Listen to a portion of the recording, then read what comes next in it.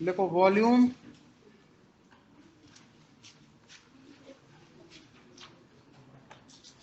Change during a gaseous reaction.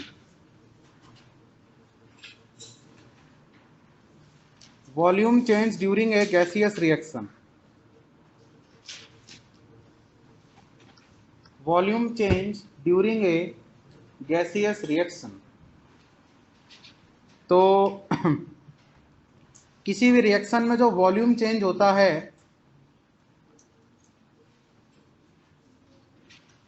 That is equal to V final minus का V initial, V final minus का V initial. किसी भी reaction में जो volume change होता है that is V final minus V initial. ठीक है, अब यहां पे हम लिखेंगे we know that volume proportional to mole, we know that volume proportional to mole. तो इसका मतलब क्या होता है कि इसके हम 3 केस लेते हैं बेसिकली, ठीक है ना। तो पहला केस हम ये लेते हैं कि if number of gaseous product जो बन रहे हैं अगर उनका वॉल्यूम नंबर ऑफ रिएक्टेंट से ज्यादा है, ठीक है, अगर गैस मतलब अगर प्रोडक्ट की साइड में जो गैस बन रही है उसके मोल्स ज्यादा हैं रिएक्टेंट के साइड में जो गैस है उसके रिस्पेक्ट में। बात समझ में आ रही है? जैसे मान लीजिए हमने A प्लस बी की रिएक्शन कराई, A गैस है B गैस है और मिल गया हमको C gas D gas E gas, वहां पर ज्यादा मोल मिल गया प्रोडक्ट साइड में, तो हम इससे क्या बोलेंगे? वॉल्यूम क्या हो गया बेटा? वॉल्यूम एक्सपेंड हुआ कि कॉन्ट्रैक्ट हुआ? एक्सपेंड हुआ ना इससे। तो अगर प्रोडक्ट साइड में नंबर ऑफ गैस के मोल ज्यादा होंगे रिएक्टेंट साइड के रिस्पेक्ट में, तो हम यही बोलेंगे ना कि भाई वॉल्यूम एक्सपेंड कर गया। तो ये लिखो जरा यहां पर, तो then volume will increases, that is expansion will occur, expansion will occurs, expansion will occurs। ठीक है, चलो दूसरा बताओ। if number of product is equal to number of reactant, तो उसका मतलब क्या होता है? No volume change. Then no volume change, then no volume change मतलब that is no contraction, no contraction और नो एक्सपेंशन, कुछ नहीं हो रहा है, जैसा है वैसे ही ठीक है। ठीक है, तो नो कॉन्ट्रैक्शन नो एक्सपेंशन, कुछ नहीं होना है वहां पर। ठीक है, ये केस तो समझ में आ ही गया होगा आपको। अब एक थर्ड केस और लिख लो जल्दी से। अगर if number of product is less than number of reactant, तो बेटा प्रोडक्ट की साइड नंबर ऑफ मोल्स क्या हो रहे हैं? लगातार कम हो रहे हैं। तो उसका मतलब क्या होता है? Then volume will decreases, that is contraction will अकर,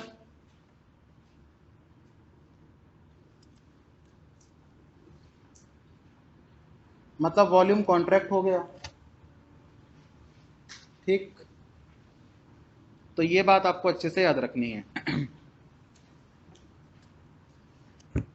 वैसे तो वॉल्यूम कॉन्ट्रैक्शन आप देखकर बता सकते हैं, ठीक है ना, लेकिन वॉल्यूम कॉन्ट्रैक्शन का एक फॉर्मूला होता है, वो फॉर्मूला मैं आपको लिखाता हूं जरा।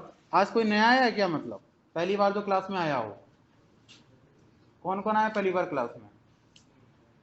1 2 3 और आप भी आई हो क्या? अच्छा आप नहीं आए, ठीक है, 3 लोग आए हैं। देखो बेटा, तो अगर हम वॉल्यूम कॉन्ट्रैक्शन की बात करें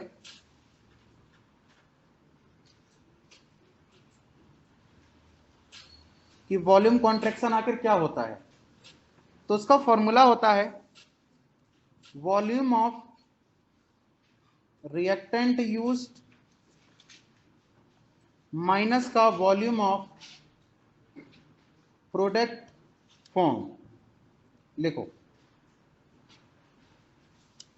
ये वॉल्यूम कॉन्ट्रैक्शन का फॉर्मूला होता है, तो आप डायरेक्टली अप्लाई कर सकते हैं वैसे तो, लेकिन जरूरत नहीं पड़ेगा इतना इस फॉर्मूले का। तो पहले तो मैं आपको एक बात बताना चाहता हूं कि आपको पहले ये पता होना चाहिए यूडोमेट्री पढ़ने से पहले कि वॉल्यूम कॉन्ट्रैक्शन आखिर होता क्या है, वॉल्यूम एक्सपेंशन आखिर होता क्या है। क्योंकि कोई रिएक्शन जब हम कराते हैं ना, तो उसमें वॉल्यूम कॉन्ट्रैक्शन भी हो सकता है या वॉल्यूम एक्सपेंशन भी हो सकता है, दोनों ही केसेस पॉसिबल हैं, या कुछ भी नहीं होगा, ठीक है ना। तो जरा हम इसको एक एग्जांपल से समझते हैं तो आपको ज्यादा क्लियर बात होगी अच्छे से। देखिए, एक एग्जांपल हमने लिया यहां पर, एग्जांपल है कि हमारे पास गैस है 3N2 plus N2 plus 3H2 gas gives 2 ammonia gas, ठीक है। हमने इसके 60 इसका हमने 60 ml लिया हुआ है और इसका हमने 60 ml लिया हुआ है, ठीक है। ये सिंपल सा क्वेश्चन है एकदम। अब वही बात है कि हमें निकालना है कि भाई वॉल्यूम कॉन्ट्रैक्शन हुआ या एक्सपेंशन हुआ, ये हमें निकालना है, ठीक है। एक रिएक्शन है जिसको हमने स्टार्ट किया है जस्ट, उसमें हमने 60 ml नाइट्रोजन लिया है, 60 ml हाइड्रोजन लिया है, और हमें ये आइडेंटिफाई करना है कि वॉल्यूम कॉन्ट्रैक्शन हुआ है या फिर एक्सपेंशन हुआ है। दोनों में से कुछ ना कुछ तो है या फिर कुछ भी नहीं हुआ है, ये चेक करेंगे। तो सबसे पहले अपन क्या करेंगे, वॉल्यूम दे रखा है तो हम वॉल्यूम वॉल्यूम एनालिसिस कर लें। तो बताइए बेटा, यहां पर लिमिटिंग रिएजेंट कौन है? निश्चित तौर पे ये लिमिटिंग रिएजेंट है, यही एलआर है ना, ये एलआर है हमारा। समझ में आती बात आपको? अच्छा, अगर ये एलआर है तो बताओ कि ये कितना बनेगा, बोलो। मतलब इसके रिस्पेक्ट में चेक करेंगे ना, तो 3 से 2 बनता है, 1 से 2/3, तो 60 से कितना, मतलब 40, ये 40 ml बना, ये फॉर्म हुआ 40 ml फॉर्म। बेटा ये तो जीरो हो गया, ये तो जीरो हो गया ना, ये तो एलआर है, ये तो खत्म ही हो जाएगा। ये एक्सेस रिएजेंट है, तो ये कितना बच गया बताओ। देखो, 3 मोल हाइड्रोजन 1 मोल N2 के साथ रिएक्शन करता है, तो ए कितने के साथ करेगा, 1/3 के साथ, तो 60 ml, बोलो। हाँ, थर्ड, देखो इस तरीके से कर सकते हैं अपन कि 3 हाइड्रोजन 1 के साथ करता है तो 1/3 से, तो 60 बेटा, 60/3 दैट इज 20 के साथ, तो ये कितना बच गया, लेफ्ट अमाउंट 60 तो लिया था, खर्च कितना हुआ, तो बचा कितना 40 ml। समझ में आया क्या? चलो इतनी बात पूरी समझ में आ गई। पहले तो जरा पहले लिखें इतना जल्दी से, फटाफट कंप्लीट करो ये लिख के, फिर आगे की बात बताता हूं इसमें हुआ क्या है। फिर नहीं, 20 खर्च हुआ मतलब यूज हुआ। देखो, 2 मोल 2 मोल लेते हैं तो 1 मोल खर्च होता है ना, देखो ना स्टैइकियोमेट्री, 3 मोल हाइड्रोजन से 1 मोल N2 खर्च होता है, तो 1 से कितना होगा 1/3, तो 60 लिया है ना, तो 60 से कितना खर्च होगा 20, ये खर्च हो गया।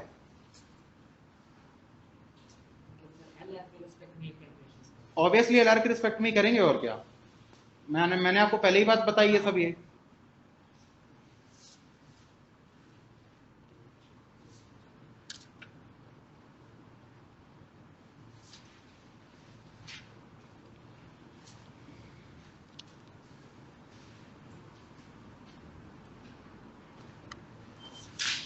यहां तक नोट कर लो जल्दी से। अब हम ये चेक करेंगे कि इसमें क्या हुआ था। वॉल्यूम कॉन्ट्रैक्शन की एक्सपेंशन, ये चेक करेंगे।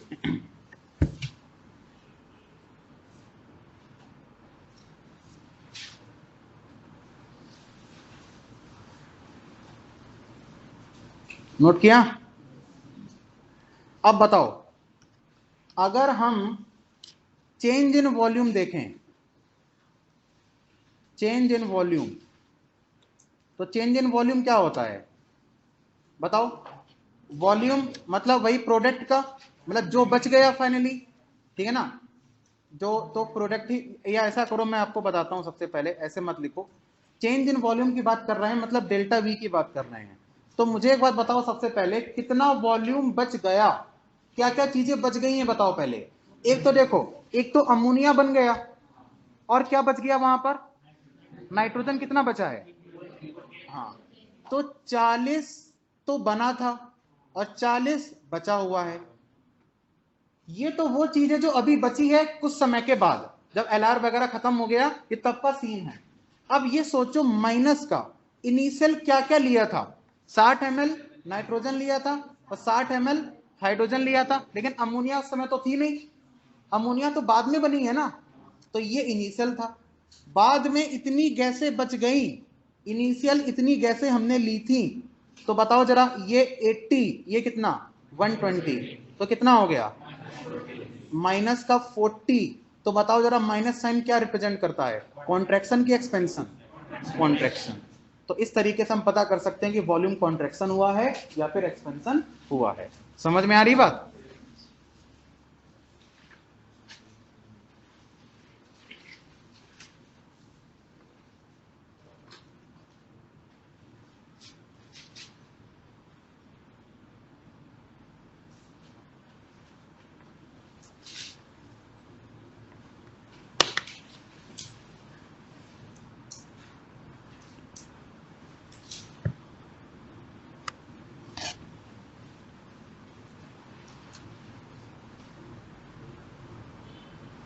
तो फाइनली वॉल्यूम में 40 अमोनिया का बच गया, 40 अमोनिया का वहां पे रह गया, 40 नाइट्रोजन का बच गया, और इनिशियल तुमने 60-60 वहां पर लिए थे, तो इस तरीके से नेगेटिव में आ गया।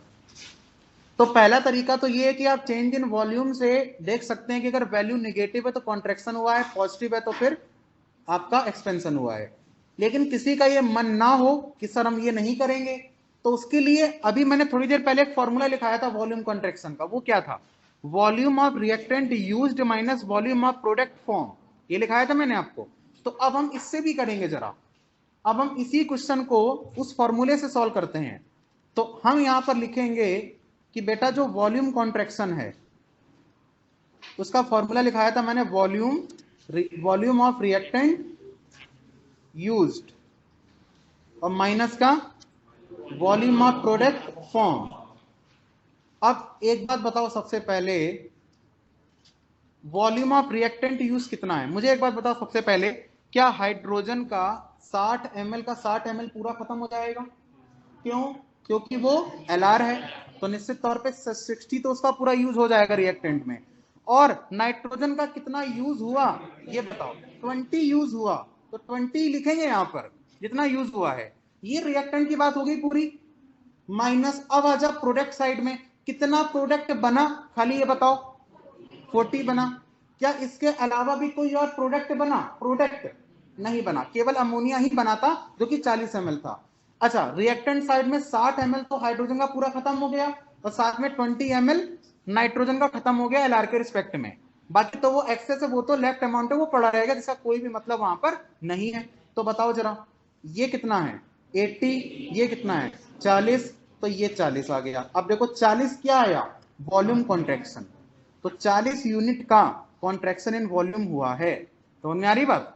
तो इन दोनों, इसमें साइन नहीं आएगा, इसमें मैग्नीट्यूड बता देगा कि इतना कॉन्ट्रैक्शन हुआ है, वो ऑब्वियसली नेगेटिव में ही होगा, ठीक है ना, लेकिन चेंज इन वॉल्यूम में साइन के साथ आंसर आएगा, लेकिन इसमें साइन नहीं आएगा, लेकिन वॉल्यूम कॉन्ट्रैक्शन का यूनिट आपको डायरेक्टली बता के देगा कि इतने यूनिट का कॉन्ट्रैक्शन हुआ है, ठीक है ना। चलो लिख लो,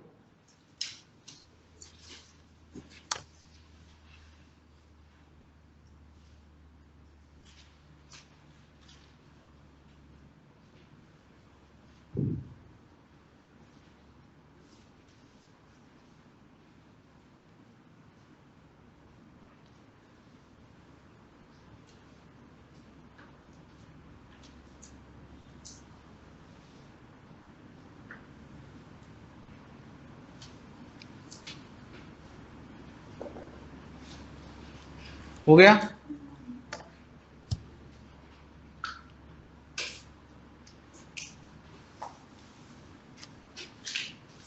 अब देखो, जैसे एक एग्जांपल हम और लेते हैं यहां पर कि PCl5 गैस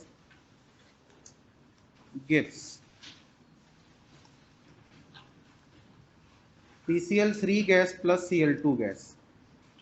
ठीक है, तो हमने इसका लिया यहां पर 50 ml। तो बताओ 50 ml अगर हम PCl5 का लेते हैं तो वॉल्यूम कॉन्ट्रैक्शन होगा कि एक्सपेंशन होगा? बताओ, दोनों तरीके से बताएं। और कितने यूनिट का होगा ये भी बताओ।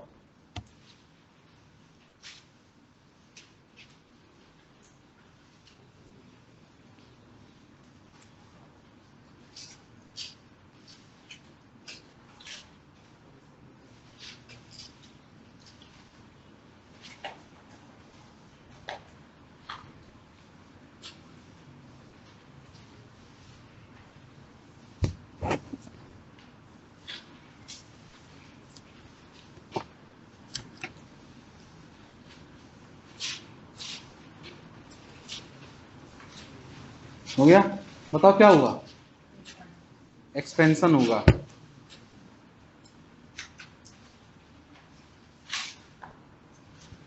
अब इसमें तो कोई एलआर वगैरह है नहीं, सीधी सी बात है, एक ही चीज दे रखी है, तो ये कैसी प्रॉब्लम है? नॉर्मली है और क्या। बताओ, अगर 50 ml अगर हम इसका 1 ml लेते तो उसके कितने ml बनते? इसका भी 1 ml बनता और इसका भी 1 ml बनता। ये वॉल्यूम वॉल्यूम एनालिसिस है। तो 50 ml से कितना बनेगा? 50 ml। ये कितना बनेगा? 50 ml। ठीक है ना, 50 ml। अब डेल्टा वी निकाल लो। तो बताओ बेटा, डेल्टा वी में अब ये तो एलआर है नहीं, सिंपल, मतलब ये तो कुछ है ही नहीं ना। कहने का मतलब ये कि थोड़े समय के बाद ये पूरा पूरा कितना हो जाएगा? जीरो। जब रिएक्शन खत्म हो चुका होगा तो ये कितना होगा? जीरो। और ये पूरे पूरे 50-50 बन चुके होंगे। लेकिन एलआर वाला सीन अलग होता है। जिस किसी रिएक्शन में एलआर होता है उसमें एलआर तो खत्म हो जाता है लेकिन दूसरा बच जाता है। लेकिन यहां पर तो सिंगल ही चीज दे रखी है ना, तो जो दे रखी है वो पूरी पूरी खत्म हो जाएगी। तो ये जीरो हो गया, 50 के 50 बन गया। अब बताओ फाइनली में क्या क्या चीजें बनी। एक तो 50 PCl3 बना, 50 ml, और 50 ml Cl2 बना। इनिशियल केवल आपने क्या लिया था? 50 ml PCl5 लिया था, तो 100% आपका पॉजिटिव का 50 आया। इसका मतलब ये क्या रिप्रेजेंट करता है कि वॉल्यूम में एक्सपेंशन हुआ है। तो लिख लीजिए, एक्सपेंशन विल अकर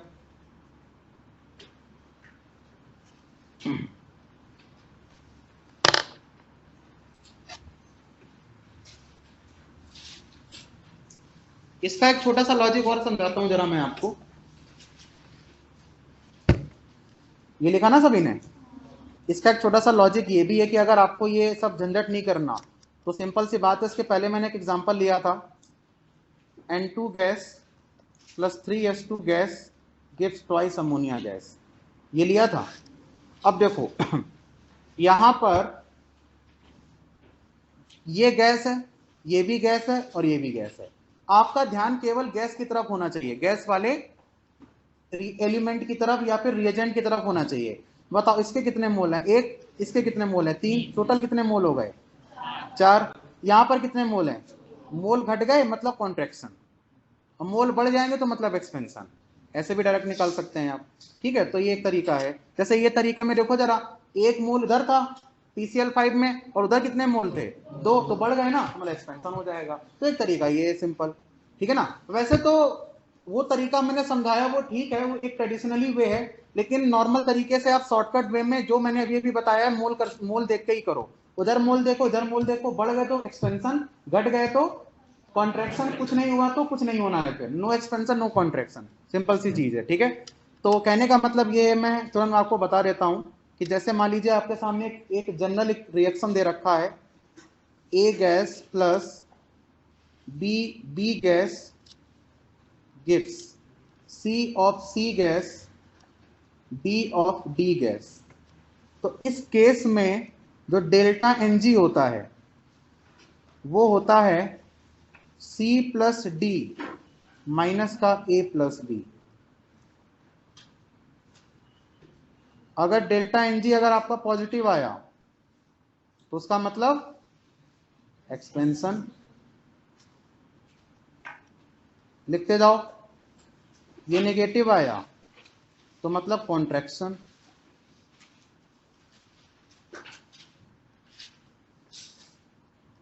तो नथिंग। एक पॉइंट ये और ऐड कर लो, खत्म हो गया ये पूरा। ठीक है, तो वॉल्यूम कॉन्ट्रैक्शन, वॉल्यूम एक्सपेंशन भी मैंने आपको सिखा दिया।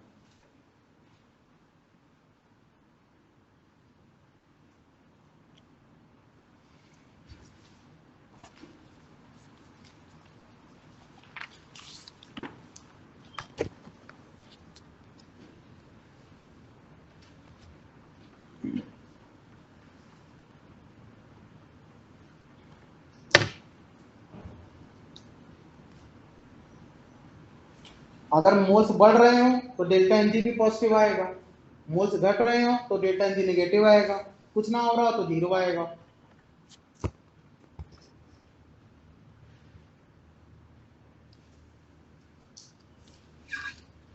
जरा एक पॉइंट लिख लो यहाँ पर, स्टार स्टार बना के लिख लो, इसी में ही लिखना है आपको। ये जो पॉइंट मैंने पूरा लिखा है इसी बाजू में लिख लो। The volume of solids and liquids, the volume of solids and liquids are negligible, the volume of solids and liquids are negligible in comparison to the volume of gas. The volume of solids and liquids are negligible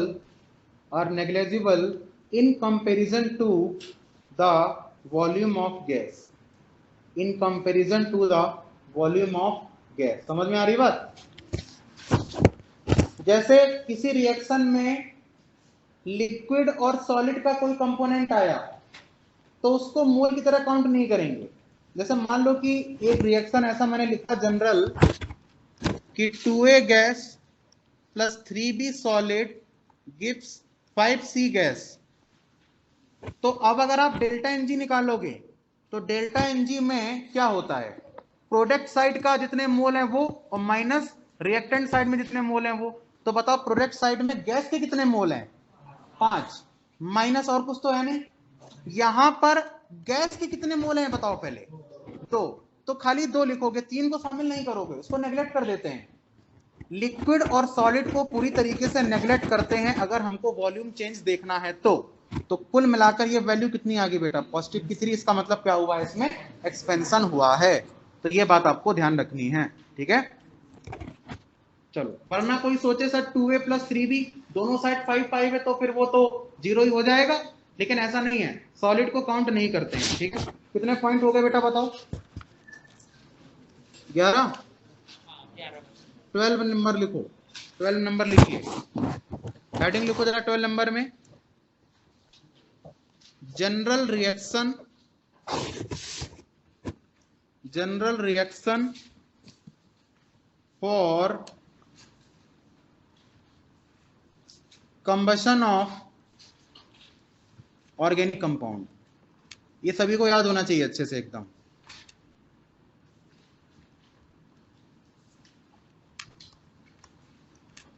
तीन reaction बता रहा हूं मैं अलग अलग, organic chemistry में बहुत काम आते हैं सब ये।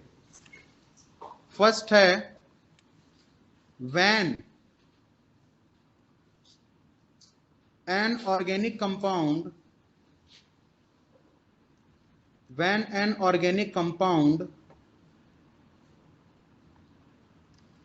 is hydrocarbon,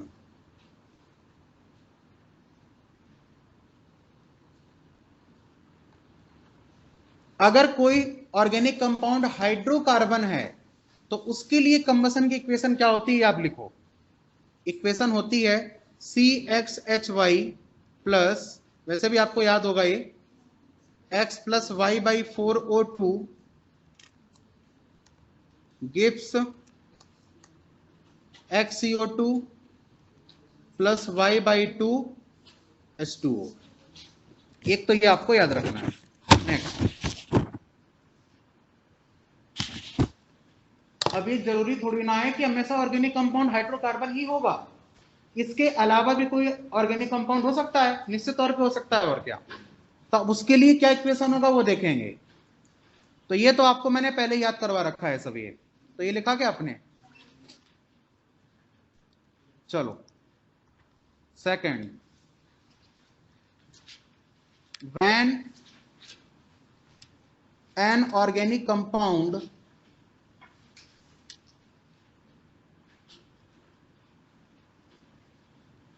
contain carbon, hydrogen, oxygen. अगर कोई organic compound carbon, hydrogen, oxygen contain करे तो CXHYOZ टाइप का कोई ऑर्गेनिक कंपाउंड हो सकता है। इसकी रिएक्शन अगर हम कराते हैं X plus Y by 4 minus Z/2O2 के साथ, पूरा बैलेंस रिएक्शन है ये, तो हमें मिलता है XCO2 प्लस Y/2H2O। बस ये आपका बैलेंस इक्वेशन रहेगा पूरा। तीसरा है when an organic compound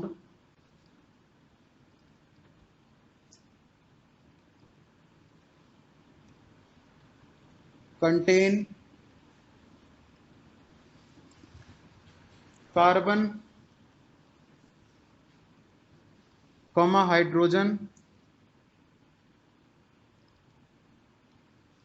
nitrogen, तब क्या होगा, तो लिख लिया ना। तब रिएक्शन बनेगा CXHYNZ plus X plus Y by 4 O2 gives XCO2 plus Y/2H2O plus Z/2N2। यहां पर बेटा नाइट्रोजन गैस स्पेशल तौर से बाहर निकलती है, ठीक है ना। तो ये हो गया, बस सारे कॉन्सेप्ट सिखा दिए। अब नंबर लगेगा क्वेश्चनों को सॉल्व करने का, 1 बाई 1। तो जल्दी से आप जरा जितने भी मैंने कॉन्सेप्ट आपको पॉइंट लिखाए हैं, जरा जस्ट 1 मिनट में रिकैप करो फटाफट, क्वेश्चन सॉल्व करते हैं। फिर 12 पॉइंट लिखाए हैं टोटल, जल्दी से देखो।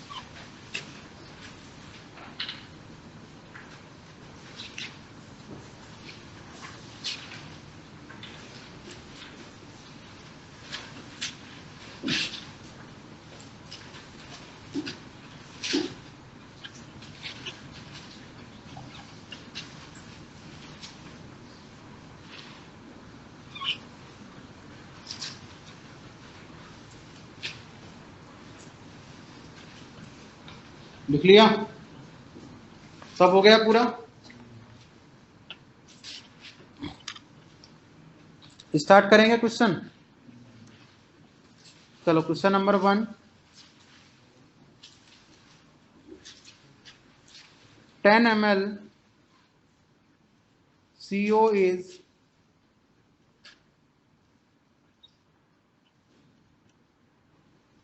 mixed with 10 ml O2 to form CO2. Calculate the volume contraction. Calculate the volume contraction if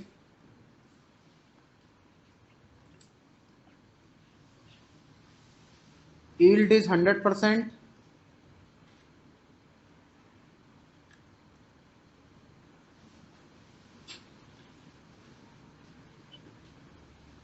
दूसरा है yield is 75%। ये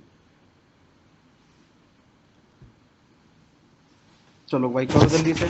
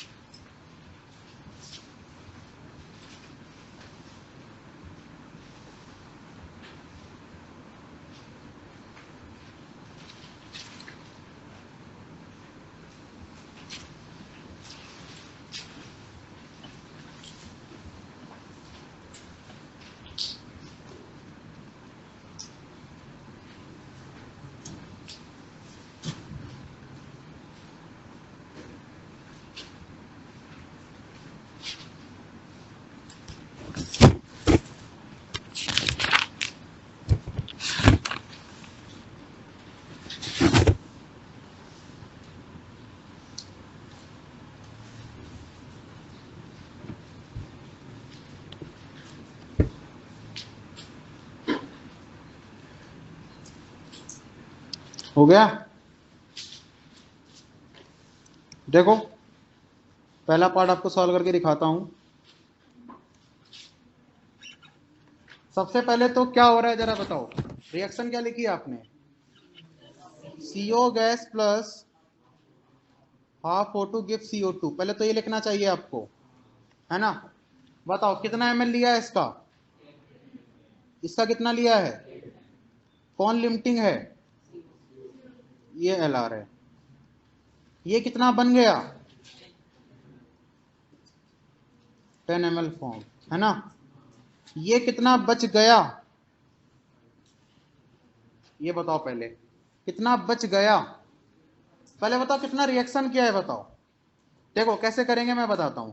1 मोल CO लेने पर आधा मोल O2 बनता है, तो 10 ml से कितना बनेगा? 5। तो 10 लिया था, 5 रिएक्शन कर गया, बचा कितना? 5। तो 5 ml O2 लेफ्ट। ठीक है, चलो अब बस वॉल्यूम कॉन्ट्रैक्शन का फॉर्मूला आप लगा सकते हैं सीधा सीधा। वॉल्यूम कॉन्ट्रैक्शन का फॉर्मूला क्या होता है बताओ। अब ये भी बताया था आपको, बोलो। वॉल्यूम ऑफ रिएक्टेंट यूज, तो 10 प्लस 5 15 माइनस प्रोडक्ट फॉर्म कितना है 10, दैट इज 5 ml का वॉल्यूम कॉन्ट्रैक्शन आ गया। समझ में आ रही बात?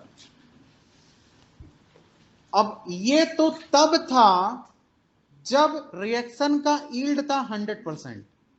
ये तब था, मतलब पूरा पूरा रिएक्शन हो रहा था, मतलब ये है। अब ये सोचो कि जब रिएक्शन का यील्ड 75% होगा तो कितना आएगा? बोलो। देखो मैं आपको बताता हूं, यील्ड किसके रिस्पेक्ट में होता है, रिएक्टेंट या प्रोडक्ट? यील्ड का मतलब क्या? यील्ड का मतलब समझते हैं ना। यील्ड किसके रिस्पेक्ट में होगा, रिएक्टेंट या प्रोडक्ट? प्रोडक्ट। तो अब ये सोचो कि जब 100% यील्ड था तब 10 ml प्रोडक्ट बना, और जब 75% होगा तब कितना प्रोडक्ट बनेगा? 7.5 ml। खाली वो करना है यहां पर बस। तो कितना हो जाएगा वॉल्यूम कॉन्ट्रैक्शन, 10 + 5 माइनस का 7.5। बस जो आएगा आंसर वही फाइनल है आपका। हाँ चलो मैं एक बार फिर बता रहा हूँ, सुनो एक बार इसको फिर से मैं लिखता हूं, जरा पहले बताओ ये हो गया क्या, ये पहले नोट कर लो, फिर दूसरा पार्ट समझाता हूं आपको।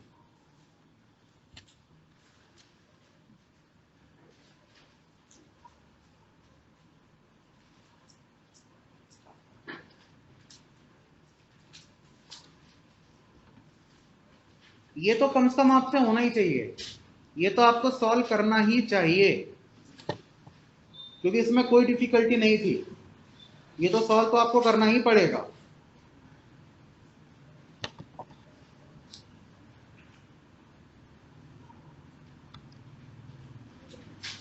अब देखो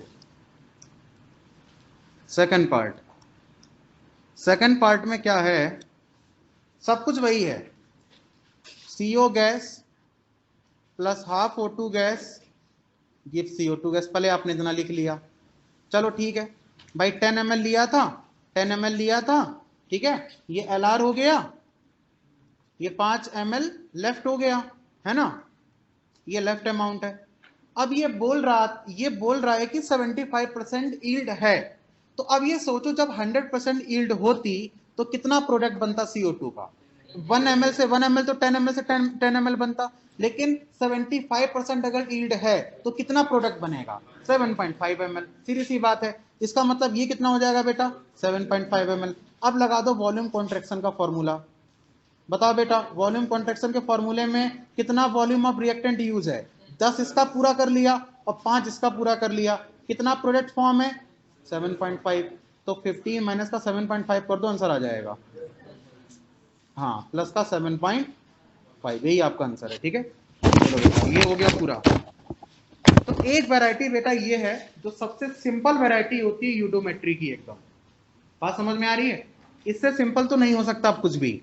अब थोड़ा सा एक स्टेप ऊपर चलते हैं न्यूमेरिकल में, थोड़ा सा एक स्टेप ऊपर चलेंगे, ठीक है।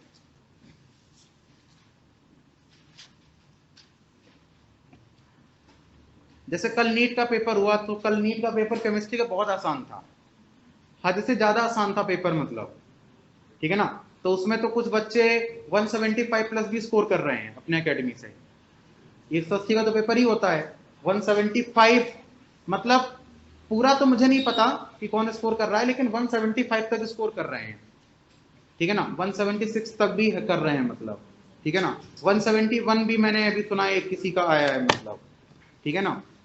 तो मैं ये बता रहा हूँ कि नीट का पेपर तो काफी मतलब आसान था, फिजिक्स का पेपर थोड़ा सा मॉडरेट था, केमिस्ट्री काफी इजी था, और बायो में भी 2-3 मतलब स्टूडेंट हैं, जो अभी सर ने बताया कि एक एक किसी मतलब लड़के का या लड़की का एक क्वेश्चन में डाउट है कि वो सही हुआ तो फिर उसके 360 में 360 आएंगे बायो में, मतलब 100% आएगा, नहीं हुआ तो फिर वो वही एक क्वेश्चन गलत हो सकता है, बाकी सब सही है पूरा, ठीक है ना, तो समझो।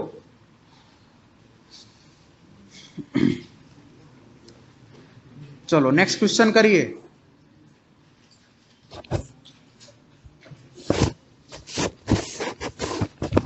देखो 1 litre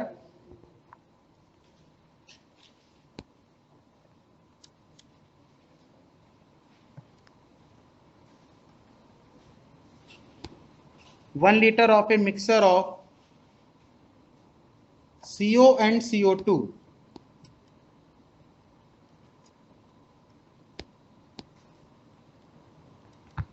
is passes through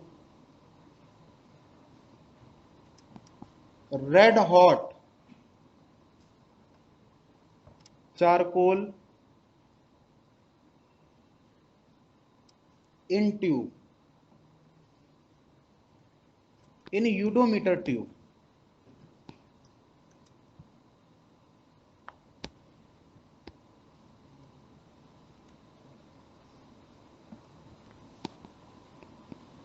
The new volume became 1.4 liter. Find out percentage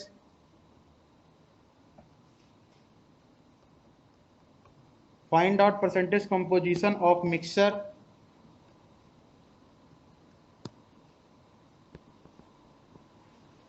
ठीक है ना। ऑल मेजरमेंट्स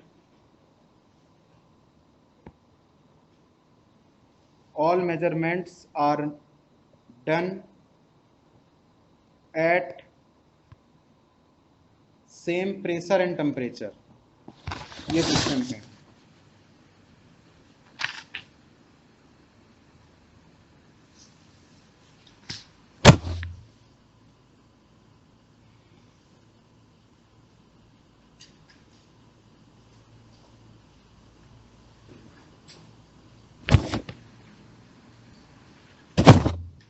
चलो बेटा सॉल्व करो, दिमाग लगाओ थोड़ा।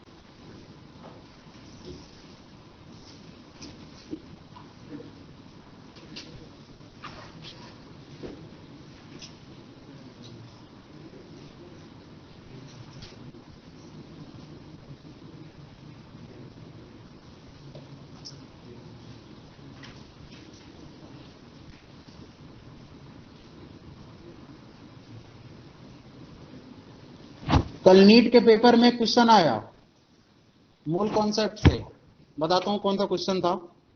एक ऑर्गेनिक कंपाउंड है जिसमें 78% कार्बन है और बाकी का हाइड्रोजन है, इंपीरिकल फॉर्मूला क्या होगा। तो उसमें ऑप्शन दे रखे थे CH, CH2, CH3, CH4। कर सकते हैं क्या? एकदम आसान है। और क्या, ऐसा क्वेश्चन तो हम लोग ने किया भी है, तो भाई एकदम आसान क्वेश्चन था ये। तो कल अगर आप लोग फर्स्ट टेस्ट पेपर में तो आपका सही होता। एक ही क्वेश्चन आया था मोल से, बस ये इंपीरिकल फॉर्मूला वाला, बाकी तो नहीं आए थे।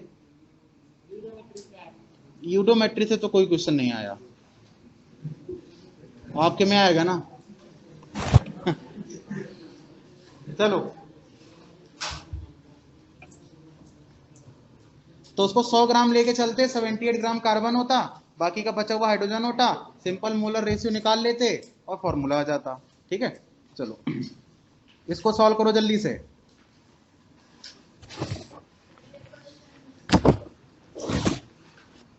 क्या हुआ, कोई कुछ बोल रहा था क्या? इसका रिएक्शन देखो, 1 litre of A mixer of CO and CO2 is passes through red hot charcoal.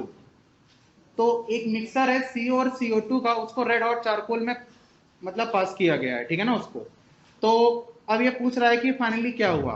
तो देखो रिएक्शन में आपको बता देता हूं कि जैसे कि अगर हम कार्बन मोनोऑक्साइड और CO2 को चारकोल में डालते हैं, तो कार्बन मोनोऑक्साइड का तो ऐसा कुछ नहीं होता है, लेकिन CO2 जो होता है ना, वो चारकोल मतलब समझते हैं कार्बन के साथ रिएक्शन करके बना लेता है 2CO, ये बना लेता है। मतलब कुछ CO पहले से ही होगा और बाद में जब हमने उसको रेड हॉट चारकोल में डाला तो जो CO2 था उसने भी क्या बना लिया, CO बना लिया। ये रिएक्शन है इसका। ठीक है, चलो कोई बात नहीं, आप अटेम्प्ट करो, मैं तो बताऊंगा ही फिर कैसे प्रॉब्लम होते हैं इसके, कोई दिक्कत की बात नहीं है। ट्राई तो करो, अब तो मैंने रिएक्शन भी बता दिया है। अब कुछ सपोज करो एक्स वगैरह ऐसा कुछ, मतलब 1 लीटर का पूरा मिक्सर है आपके पास,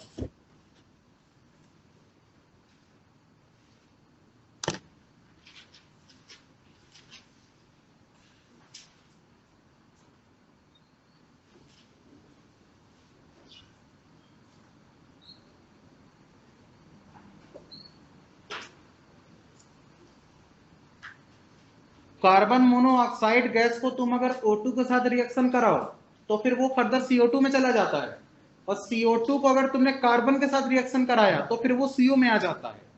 ये होता है।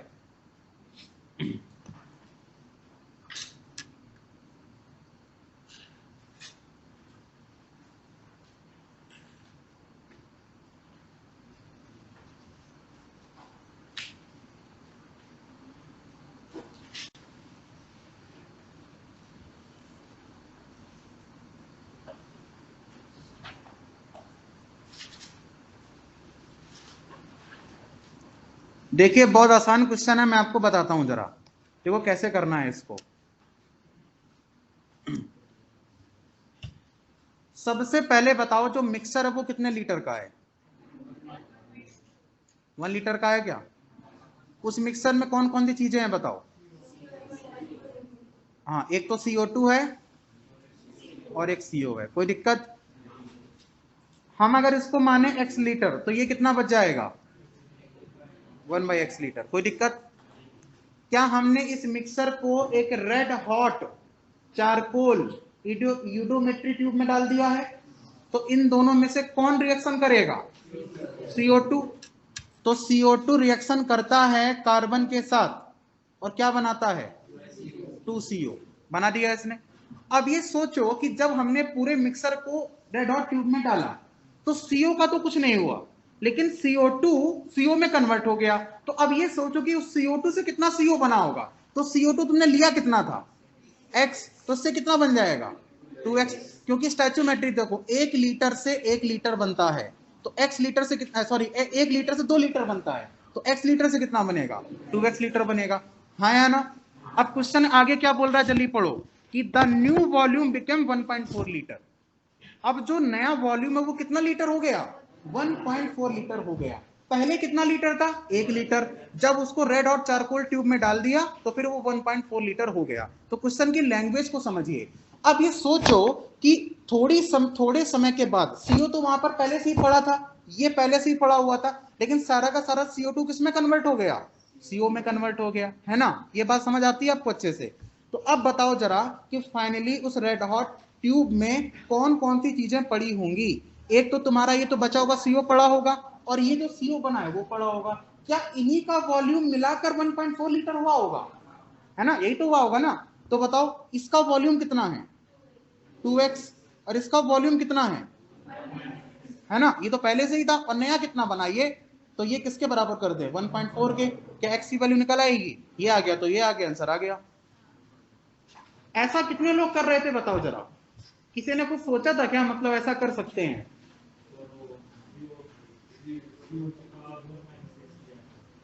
अच्छा ठीक है, चलो।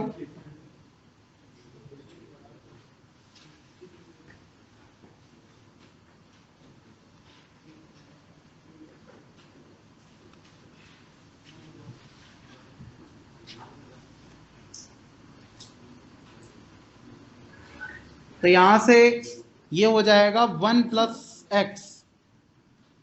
x की वैल्यू कितनी हो जाएगी? तो ये कितना हो गया? तो ये कितना हो गया? ठीक है, ये आ गया आपका आंसर। ठीक है,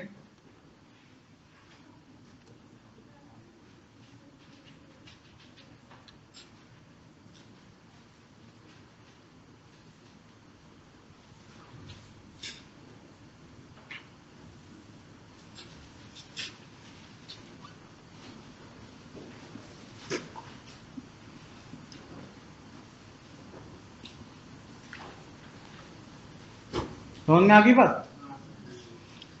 ठीक है, अच्छा, तो ये क्वेश्चन कंप्लीट हो गया आपका। एक दूसरा वैरायटी है।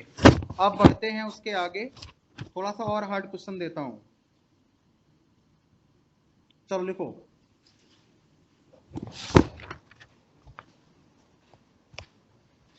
एक क्वेश्चन जो बहुत पॉपुलर है और नीट और जेई में आता ही रहता है फ्रिक्वेंटली, मतलब वैसा क्वेश्चन देता हूं आपको। तो ये हटा देता हूं अभी मैं। ये जो अभी मैंने क्वेश्चन दिया है इस टाइप का क्वेश्चन आज तक नहीं आया, लेकिन सिलेबस में है। ऐसा नहीं मतलब नहीं है, लेकिन सिलेबस में तो मेंशन है ही ना, कम से कम तो पढ़ना तो है ही सब कुछ, लेकिन आया नहीं है। लेकिन अभी जो क्वेश्चन करा रहा हूं वो बहुत बार आ चुका है। तो जरा लिखो, एक गैसियस हाइड्रोकार्बन, एक गैसियस हाइड्रोकार्बन, एक गैसियस हाइड्रोकार्बन, ब्रैकेट में लिखो वेपर डेंसिटी, वेपर डेंसिटी 15 है, vapour density is equal to 15, bracket close, having volume 10 ml, having volume 10 ml was reacted with excess of O2, was reacted with excess of O2, ठीक है, excess of O2, and on cooling, on cooling, cool करने पर, on cooling, a contraction in volume by, a contraction in volume by, a contraction in volume by 25 ml was observed, a contraction in volume by 25 ml was observed, ठीक है, 25 ml was observed, a contraction in volume by 25 ml was observed, ठीक है ना। Calculate the, ऐसे लिखो, what is the molecular formula of hydrocarbon, what is the molecular formula of hydrocarbon, what is the molecular formula of hydrocarbon. Option A है C2H4, option B है C4H10, option C है C2H6 और option D है C3H8। चलो भाई निकालो, try करें। अब देखो जरा, मैं आपको समझाता हूं, फिर मैं एक क्वेश्चन आपको कल कराऊंगा ऐसे ही सिमिलर। पहले मैं आपको बताता हूं कि इसके अप्रोच क्या है। पहले ये लिख लिया ऑप्शन, स्टार्ट करें, ठीक है। जरा देखो क्या अप्रोच है। सबसे पहले जो क्वेश्चन है उसको देखकर हमको ये लग रहा है कि कोई एक तो हाइड्रोकार्बन है जिसका वॉल्यूम 10 ml है, हमने उसको एक्सेस ऑफ O2 के साथ ट्रीट कराया है। तो जो मैंने 3 इक्वेशन लिखाई है उनमें सबसे पहली इक्वेशन काम में आने वाली है, कंबशन ऑफ हाइड्रोकार्बन वाली। तो उसकी जनरल इक्वेशन पहले लिखो क्या होती है। तो CXHY plus X plus Y/4O2 gives XCO2 plus Y/2H2, है ना। बताओ इसमें एक्सेस में कौन है, साफ साफ बोल दिया है, जो कह रहा है कर दो चुपचाप। हाइड्रोकार्बन कितना ml लिया है, 10 ml लिया है ना। तो क्या ये, अगर ये एक्सेस है तो फिर ये LR होगा क्या, मतलब इसी के रिस्पेक्ट में बाकी चीजें बनने वाली हैं, ये तो तय है एकदम। तो अगर 1 ml लेते हम इसका तो ये कितना ml बनता, x ml बनता। तो 10 ml से कितना बना होगा, 10x बना होगा, कोई दिक्कत, 10x बना होगा, ठीक है। x कर दो इस तरीके से, ऐसा x कर दो। बताओ अगर हम 1 ml लेते तो y/2 ml बनता, तो 10 ml से कितना बना होगा, हाँ 10 इंटू y/2। कोई दिक्कत यहां तक किसी को, ठीक है। तो अब ये बात तो समझ में आ गई है कि भाई ये 10 ml लिया है, ये 10x है और ये 10 इंटू y/2 है, ठीक है। अब बताओ इसके आगे हम लोग क्या कर सकते हैं। और एक चीज और सोचो जरा, सबसे पहले ये तो सब समझ में आ गया। अब बताओ जरा कि अगर ये 10 ml है तो ये कितना काम में आया होगा, बताओ 10 इंटू, अरे 1 ml से कितना काम में आता है x, ये क्या हुआ,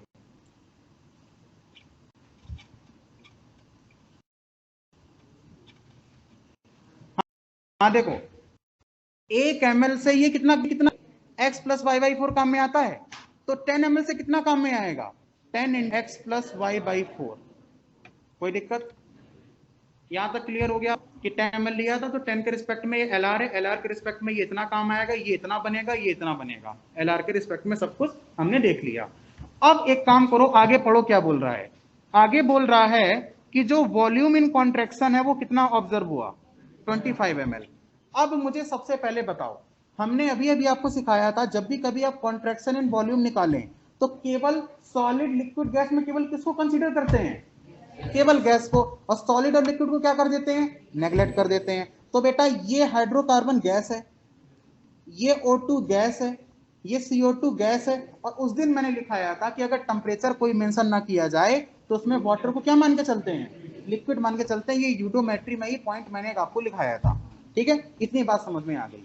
तो बेटा बताओ जरा, सबसे पहले अगर हम वॉल्यूम इन कॉन्ट्रैक्शन की बात करें, मतलब डेल्टा V की बात करें, तो बताओ कितना रिएक्टेंट यूज हुआ है।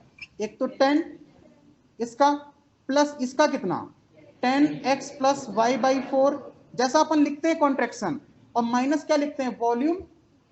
हाँ मतलब जो फॉर्म हुआ है, बेसिकली जो फॉर्म हुआ है। बताओ बेटा, फॉर्म एक ये भी हुआ है, ये भी हुआ है, लेकिन दोनों में से केवल किसको लेंगे, 10x को लेंगे, क्योंकि वो केवल आपका गैस है।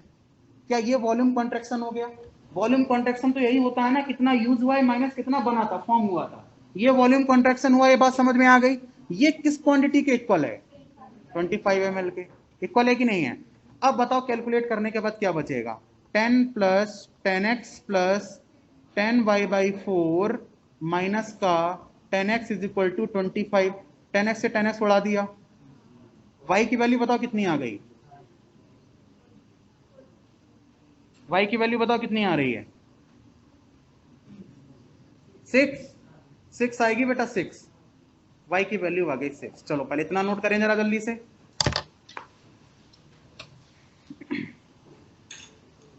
इसमें किसी भी पॉइंट में कंफ्यूजन हो कि सर ये कहां से लिख दिया, तुरंत पूछ लो। इसलिए मैंने आपको वॉल्यूम कॉन्ट्रैक्शन लिखना सिखाया था कि उसमें केवल गैस को शामिल करते हैं।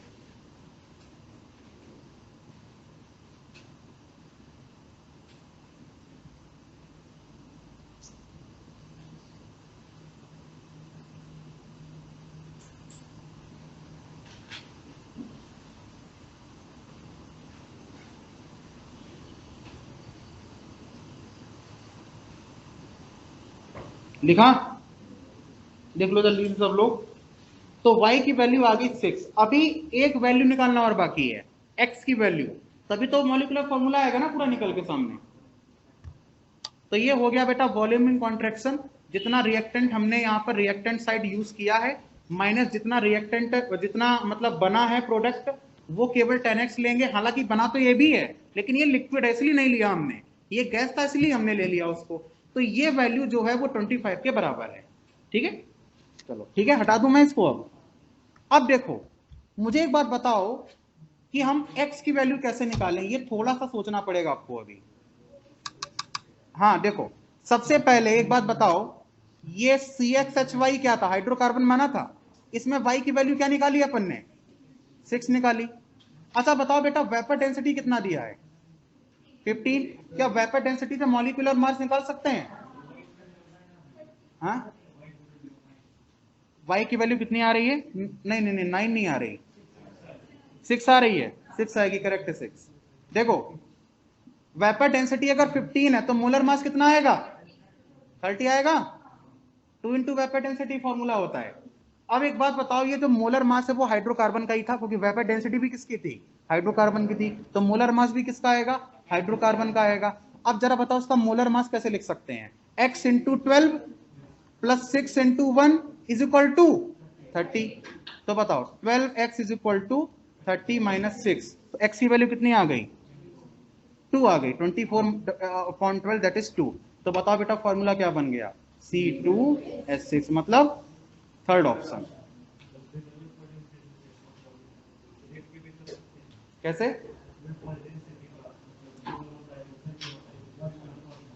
हाँ हाँ हाँ कर सकते हैं ना। तो एक तरीका ये हो गया हमारा, ठीक है। तो ये वेपर डेंसिटी आपको, अब देखो वेपर डेंसिटी आपको इसलिए हिंट की फॉर्म में दे रखा था वहां पर कि ताकि आप उसका यूज करें आगे। अब मेरे पास अभी इसमें एक न्यूमेरिकल और है, तो वो मैं आपको कल कराऊंगा।